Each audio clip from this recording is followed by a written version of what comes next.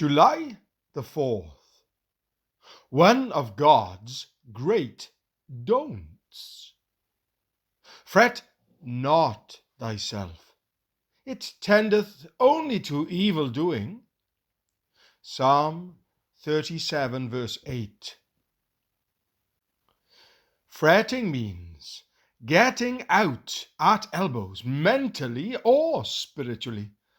It is one thing to say, fret not, but a very different thing to have such a disposition that you find yourself able not to fret.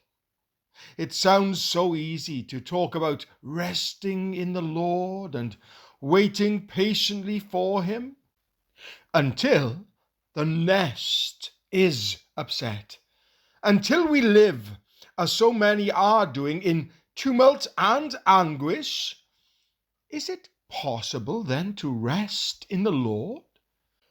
If this don't does not work there, it will work nowhere. This don't must work in days of perplexity as well as in days of peace, or it never will work. And if it will not work in your particular case, it will not work in anyone else's case. Resting in the Lord does not depend on external circumstances at all, but on your relationship to God Himself. Fussing always ends in sin. We imagine that a little anxiety and worry are an indication of how really wise we are. It is much more an indication of how really wicked we are. Fretting springs from a determination to get our own way. Our Lord never worried and He was never anxious because He was not out to realize His own ideas. He was out to realize God's ideas.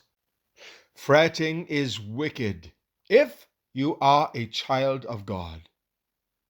Have you been bolstering up that stupid soul of yours with the idea that your circumstances are too much for God? Put all supposing on one side and dwell in the shadow of the Almighty. Deliberately tell God that you will not fret about that thing. All our fret and worry is caused by calculating without God.